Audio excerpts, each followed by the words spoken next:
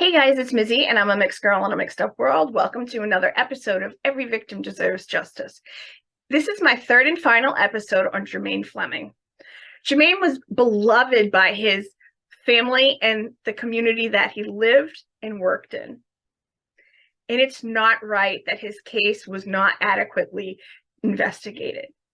Now, I'm going to show you a series of photos to show you one connection between Desiree and the police detective who was investigating the case.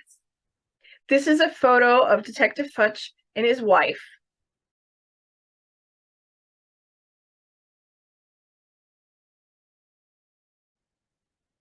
Now, this is a photo of his wife's sister. And here is even a photo of the two of them together.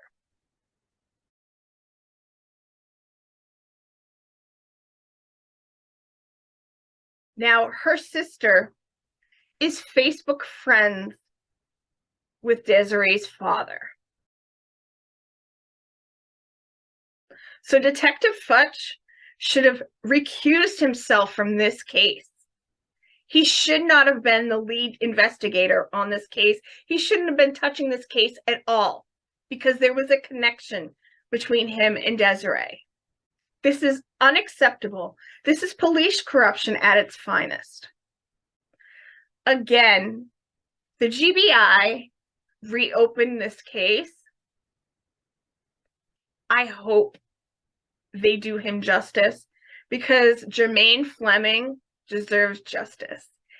Every victim deserves justice. Hey guys, it's Mizzy, and I'm a mixed girl in a mixed up world. I am still talking to Armani about her son, and we are going to talk about the police and the lack of investigation and also the coroner, because both of them colluded and told a lot of lies. So we ended the other interview with us talking about how much people in the building loved your son and how much he meant to you and other people.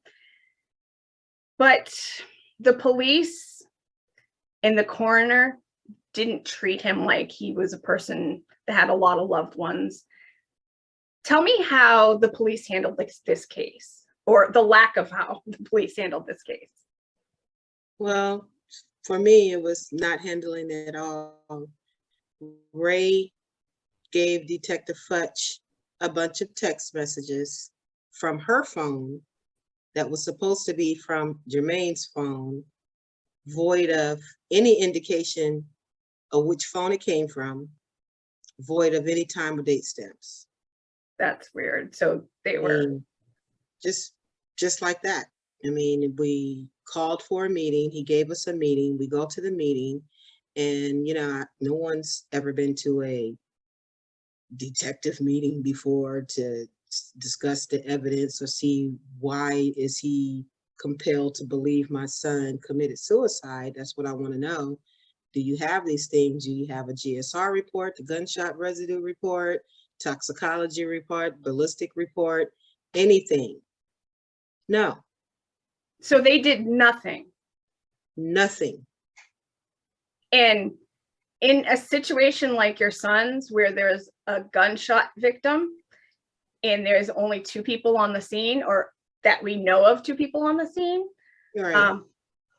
A gunshot residue test should have been done on her and on his hand.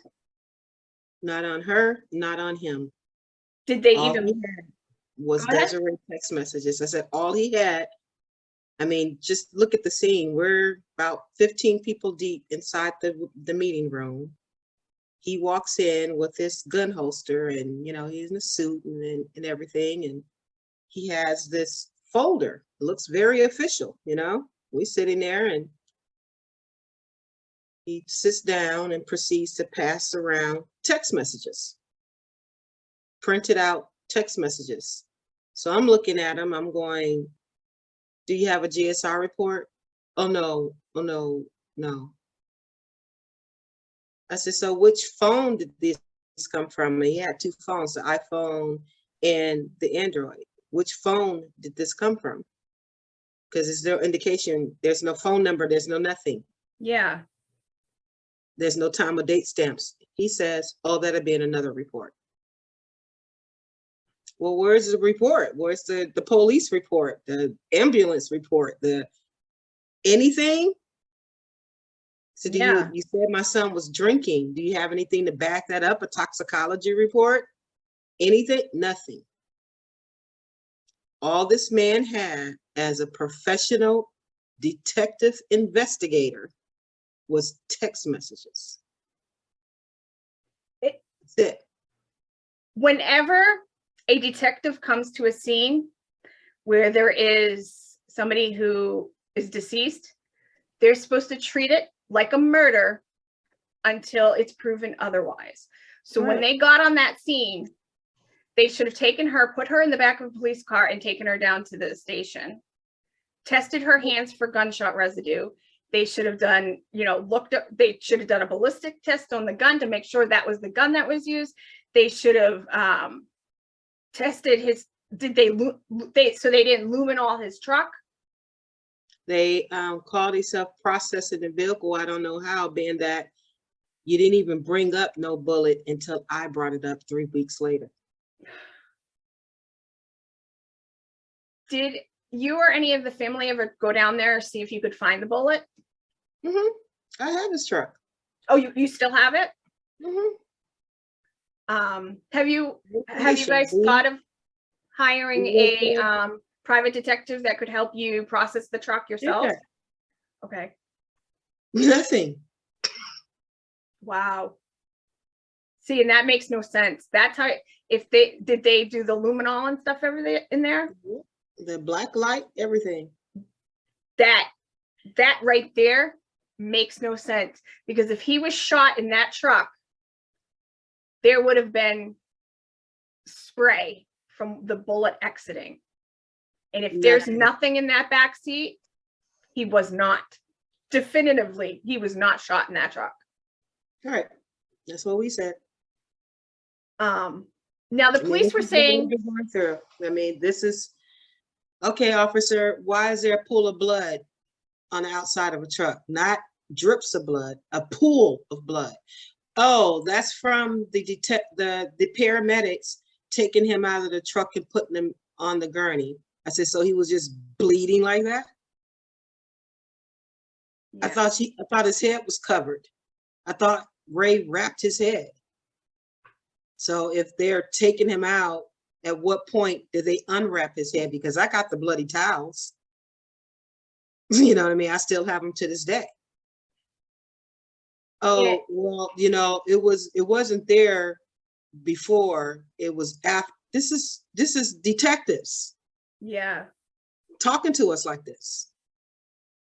You're telling me a pool of blood came from paramedics. So of course, the next step is to go and get the paramedic report. According to the paramedics in their report, no, that's not from us. It was already there.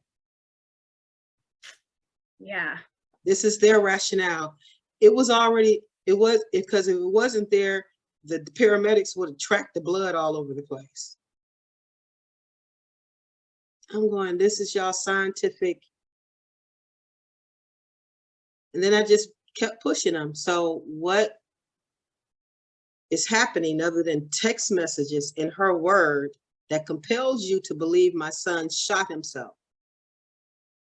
He says, because of the way he was laying in the truck, the gun was in his lap, and the way he was shot, close contact on the right side. That's when I knew this is a cover up and this is bullshit. I said, did you say the right side? He said, yeah. I said, okay. I stopped talking to him at that point. And like we said in the earlier video, he was right-handed. He was right-handed. He was shot on the left side. It's like, what kind of cops are you? I mean, I know, and this is how they saw it. My son was already taken by ambulance when the detectives arrived there. So they're looking through the body cam on what side he was shot on from the responding officer. So I'm asking them, you just don't know your left from your right? You don't know how to look through the camera and see I mean, what's going on where you would think my son was shot on the right side? You guys are freaking detectives. This is your job. And they should have reviewed his body anyway after. Never did. And I asked you before if there was stippling, because if there was stippling on his temple or the area that he was shot on, there would be gunpowder. That's what stippling is, from a close contact. You know, he was shot close. And that means if she didn't have a lot of blood on her, she wasn't standing right that close to him. She was standing a little bit away from him. Right. So we've established that the police didn't investigate at all. They just looked at her text messages and took her word for it. Now, does she know this officer at all? I believe she knows him. I mean, because this detective really behaved more like her defense attorney than a non-biased detective that wants to know the truth and wants to lock up the bad guy. No, he behaved like her defense attorney, saying things like, well, I don't want to keep calling Ray and asking her questions. She's getting agitated. Who cares? You bring her in and you sit her down and you ask her questions. You can't bring her in because you let her go within 24 hours. You cleared her to leave. You called her mother and told her mother there's no reason to suspect Ray ever did anything. Why would you call Desiree's mom? Desiree is a 30-year-old grown-ass woman. Why would you call her mom? That's weird to me. Yeah, that is kind of weird. I mean, she's not some 16-year-old kid. Yeah. She's a 30-year-old grown woman. So why would you take it upon yourself to call her mother to assure and calm her mother? Now, you saw her. Did you see her at the hospital after this all went down? Yeah, she came to the hospital around 3:30, but she wasn't there long, about 10 minutes maybe. How was her demeanor? She never came inside the hospital to see my son. She was just outside in the parking lot. So she never came in the hospital? No.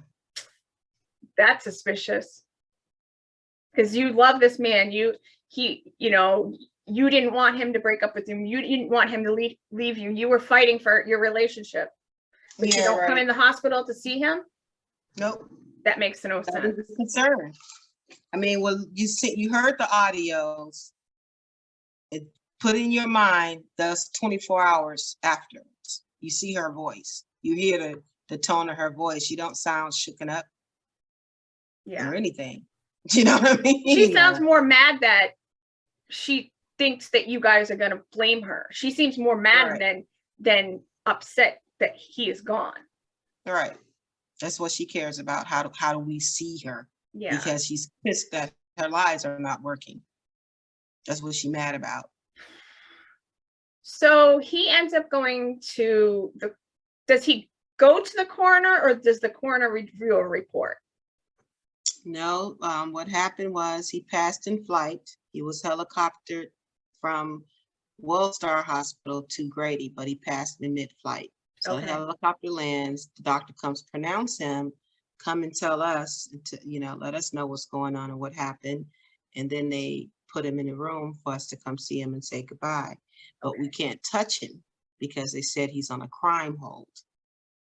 So I'm kind of pissed because I want to hold my baby and say goodbye. His son want to say goodbye. Everybody want to, of course, hug and kiss on him and say our goodbyes, Did you notice anything weird when you were just viewing him? Oh, viewing him was like 6 feet away behind a glass window with the blinds down, and you can only see through the blinds. That's weird. They could have at least put the blinds up from you. You're saying goodbye to a loved one. Right. Nope, they didn't do that. He said he's on a crime hold. And so about 3 days later, that's when we called the funeral home and, told them what we want to do and where they need to go. I'm thinking he's in Douglas County. So I called Grady, the number that they gave me, like, no, my son is still there waiting for the funeral home. Douglas County never came to pick him up. Mind you, he's in Fulton County. Yeah. He passed in front, this incident happened in Douglas County, but he's in Fulton County. So they go, the funeral home goes and they pick him up, and that's that. But Douglas County never saw him, never cut a corner, never put hands on him, never picked him up, never anything. So So the how, crime how hold is that they had on him was for naught, because I'm pissed about that, because if you didn't put that crime hold on him, we could have touched my son. So we've lost an opportunity, yeah. you know, over you guys' BS, because this detective want this to be a slam dunk, close and shut case. Now, after we get to this man acting very weird, like you're here a defense attorney and you're here to protect Ray, is how you're behaving. Oh, I don't want to keep calling her. She's getting agitated. I want to schedule a time, because, you know, Ray's in Michigan now. I want to schedule a time where you guys, I mean, would you be open to just sitting down, having a conversation with her and get your questions answered? And I'm thinking, why would I mean, what are we supposed to do? Sing Kumbaya and find some closure here? What are you talking about? And why should you be the one asking her questions? She should be in a little room with a light shining in her face saying, what happened? It's like, as an investigator, it's concerning to me. You don't have any questions for her. Yeah. And everything that we shut down, ask you, you don't have any answers for. You don't have any answers to, where's the bullet? You don't have any answers to, why is there a pool of blood on the outside? All these incidental answers that you give us, oh, you know, that's when the paramedics put them from the gurney to the car. Oh, the towel, where did it come from? The paramedics. I said the paramedics are now using towel. I thought they used sterile bandages. I mean, what are they going to do? Wash the towels? But she used a towel, so they're contradicting themselves right there. You know, it's like she said that she wrapped his head and then called 911. Oh, now it's, oh yeah, they was already in the truck. So you don't find that peculiar, that long medical white towels, being that Ray is a medical assistant at Wellstar Hospital, Jermaine just have white towels in the truck, just readily available in an emergency. Yeah. You don't find, no. I said, and why does she don't have any more blood on her? She wrapped his head the way she said she wrapped his head. The truck is a bloody mess. Why she only got this little dot of blood on her? Well, she had a lot of blood on her. Okay, let me see a picture of her. Literally just blood, a tiny speck of blood on a cuff of her sleeve. This is what this detective called a lot of blood. She should be covered in blood. Right. Her pants should be dirty. She should be covered in blood, because she's, as she said she's doing, she wrapped his head and she's holding pressure till they get there. So Right. She should have blood all over her hands. Everything, nothing.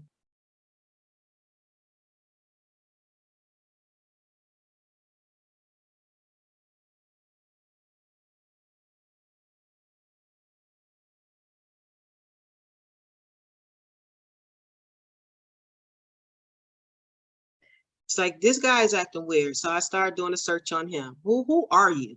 What kind of detective are you? Yeah. What is this? I mean, just what, this just not even making any kind of sense. I asked you, why is Jermaine's Android phone, his text messages, why are they all deleted? He just sitting there with a blank face, don't know what to say, just staring at me. Never addressed it at all. Just keep alluding that this text message, the texts that Ray has, all her text messages came from Jermaine's iPhone. I said, okay, so if Jermaine sent the text, wouldn't they be in Jermaine's phone? I don't care what's in her phone. I want to see what's in my son's phone. If he sent them, they should be, oh, but no, they were sent from the iPhone. I said, my son don't use the iPhone. Well, you really can't say that if you know you're not around him 24/7. I said, so being that you at work for 8 hours a day, you don't know your kids while you're gone? But even if he did use his iPhone, why aren't the text messages there? You're Right. getting them from her. You're Oh getting, no, the iPhone was disabled. Password was changed.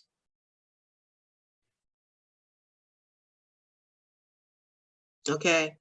So what he doesn't know is that my granddaughter plays with that iPhone being that this happened during the Christmas season. My son has his daughter all Christmas season long during that winter break. Then he has her all summer long. So my granddaughter just had that phone that morning.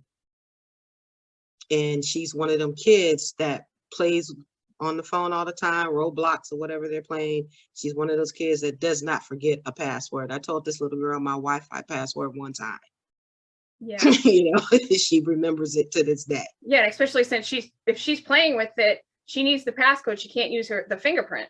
Right. And this is basically her phone when she's there. That's the phone my son gives her to play with, the iPhone. So I said, okay, you know, we're not getting anywhere.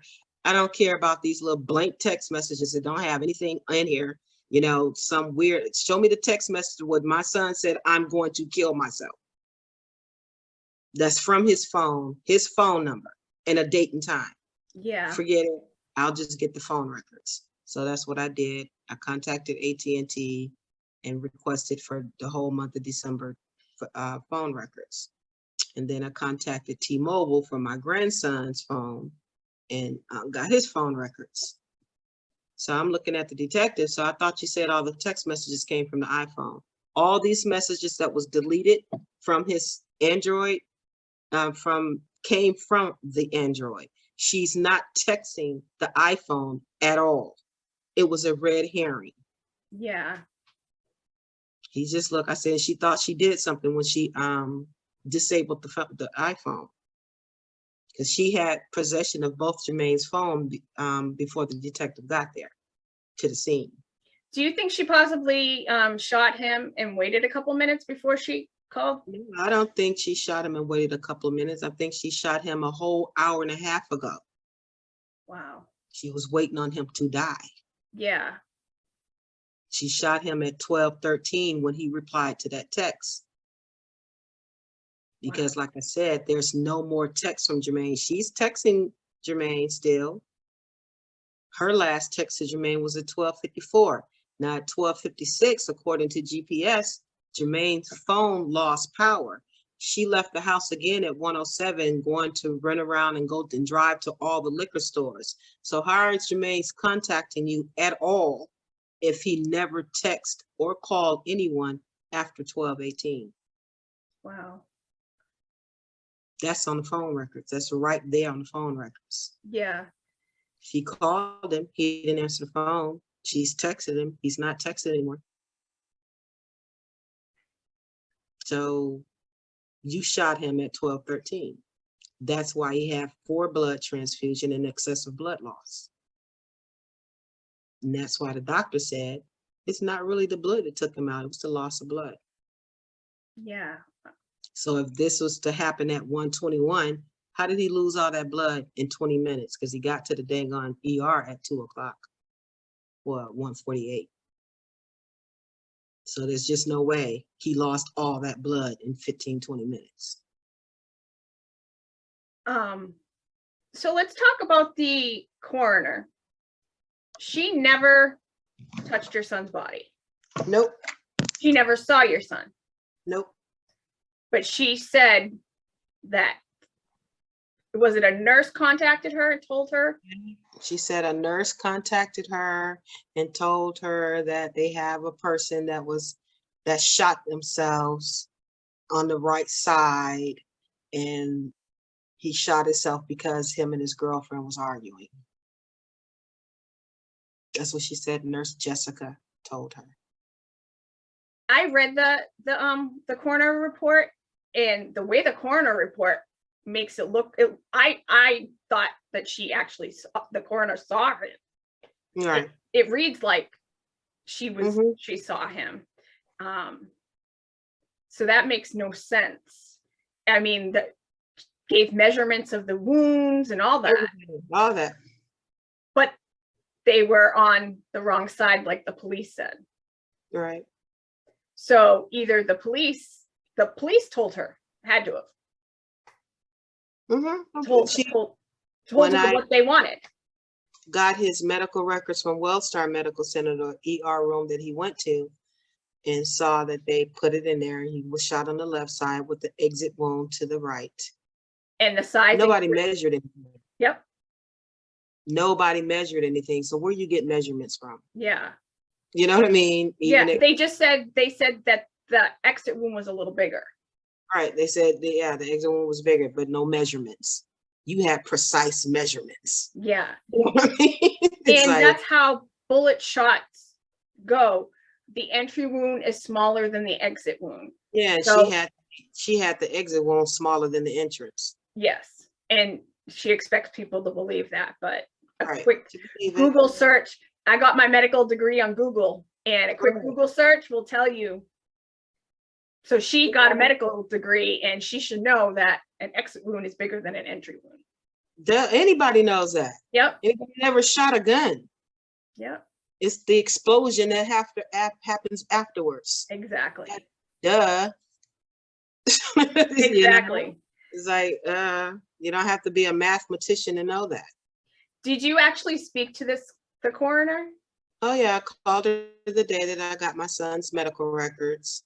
Because I want to have proof first, official proof, not just something coming out my mouth like they do. Yeah. So when I got my son's medical records from Wellstar and his medical records from Grady, that's when I confronted her and called her and was like, you have a fake doctor on here that does not exist. I'm here at Grady. There's no such thing as no Dr. Cyrett. There's no Nurse Jessica that's breaking HIPAA protocol and calling you and giving you medical information. There's paperwork you need to sign off on. There's release forms that you need to sign that you haven't. Yeah. Oh, that's when she broke down. Oh, I'm sorry. First she said that's what she called and told me. And then I was like, yeah, but there's no Nurse Jessica here. So what's her last name so we can hunt her down? Oh, but I got all my information from Detective Futch. Oh, now you're backpedaling. So you went with a detective's narrative. Whatever he told you is what you put on there, and you didn't confirm, verify, just like him, nothing. No, and I'm really sorry. I'm going to get that fixed. I'm going to get that fixed. I'll get it fixed. And then she blocked me. And the chief of staff called me. We're going to get it fixed. Huh? And what did they say? Oh, we're sorry. We're going to get that fixed. I got this right because I emailed them the actual Wellstar medical records. Oh yeah, we'll get that fixed. I don't think she did it as trying to falsify, but we'll get that fixed. What else is there? I mean, okay. It's whether it was done, and I'm playing a little devil's advocate because obviously it was done maliciously. Whether it was done maliciously or just she is lazy, it was still done. Was like, and that's what I asked. I said, so I would give her just lazy or an oversight if it was one mistake, but changing the side he was shot on, that's intentional. Yes. Okay. Like you said before, if it was his name wrong on there or his birth date wrong on there, that would be one thing. That's not a mistake. That's intentional. That's intentional. I said changing the side that he was shot on, and then coming up with these out of the blue, nowhere to be known measurements. That's intentional. Yes. And that a doctor that doesn't exist. That's intentional. Saying that someone called her and they didn't. That's intentional. Saying that she picked him up and saw him, that's intentional. Those are not mistakes. Those are lies. Full of lies. Full-blown deception. Right. And that's not okay for a coroner or the police to be doing, because basically she was covering the police's ass. Right. Covering up for him. And he was covering up for the girlfriend. Right. And that's unacceptable. And that's one of the reasons why I do these interviews, because I firmly believe every victim deserves justice. and Jermaine deserved justice, and it's not right that they did him dirty. And that's one reason why I wanted to speak to you, to get his story out here, and for this case to be help get the ball rolling more, to get this case looked at again from whoever, take it out of that detective's hands and into the right hands, so you guys can get justice, because too many people loved your son, and it's not right to you, your son, and everybody who loved him. Thank you. I really appreciate that. Thank you. You're welcome. Was there thank you. anything else about his case you want to make sure that we hammer home before we end? Oh, no, it's just that if there's any helping hands, I'm open to it. You know, we've been going through this since December. Douglas County officials, all the way from the mayor, the coroner, to captain, the chief of police, I've emailed every last one of them, the board of commissioners, nothing. The captain, he'll return an email, but it's full of just more placating, humoring, gaslighting, manipulation, nothing definite. Nobody knows anything. Nobody knows when anything is going to happen. Now we're at, oh, the prosecutor have the case. Why the prosecutor have the case? How come you didn't charge him? Yeah. It's like, why are we giving it to the prosecutor to review, to see if there's going to be any charges? What's his, I mean, that's supposed to make me feel some kind of better. And then you contact the prosecutor, no return phone call, no return email, you know, and these are public officials. It's like, you was elected to these positions. You stood up, you said you accept, and you want your paycheck, but you don't want to do your job. You think the law is for protected, selected few and not for everyone? Exactly. I mean, I can understand your detective messing up. You know, okay, he messed up. I don't care about what happens to him. What I care about is my son getting justice. Exactly. And they're letting a murderer rock the streets. Right. They're allowing her to be able to go on and do this to somebody else, and that's not right. They should have stopped her. It's like, all because you knew her, she gets to murder people because she knows you. You know, I tracked him down, and his wife and Ray looks like, according to how it is, they're cousins. You know, his sister-in-law is friends on Desiree Davis' dad's page on Facebook. So there's history. It might not be directly with him, but she has history with people in his family. Right. So it's like, so when you called her back there and you start, I mean, even if you didn't know and you guys got to talking, you found out then that you should have recused yourself. Exactly. And you didn't have the intelligence and the professionalism and a non-bias about you to be objectionable and prosecute or let go. And you chose not to even investigate. You really walking in the room with us with a folder full of text messages. At least make it look real. At least put a little effort in for your deception. You know, and it's like, can somebody, I mean, this dude got kids. It's like, so can somebody do this to your children? Just walk in with some text message and say this the proof he shot himself? Yeah. Your kid is dead, Detective Futch. And here's text messages. It's unacceptable. It's like, what is this?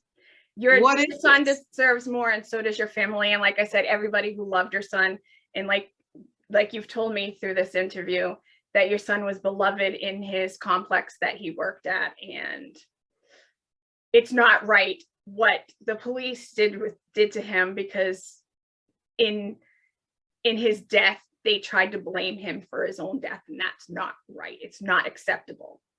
All right, killing him twice. First you killed him physically, and now you want to kill his legacy? Yep. Like, what did he do to you personally? And it is not right. And that's why I'm glad I sat down with you today. And I want to thank you for coming on and telling your son's story on A Mixed Girl in a Mixed Up World, because that's what my mission is, to tell stories. I'm trying to speak for those who can't speak anymore. Yes. Thank you. You're welcome. Thank you so much, Mitzi. And I really enjoyed my time with you. I enjoyed my time with you too. I'm like, again, I'm sorry we had to meet under these conditions, but we'll keep in contact. So Okay, thank you. you're welcome. Thank you everyone who joined us. I am Mizzy and I'm a mixed girl in a mixed up world.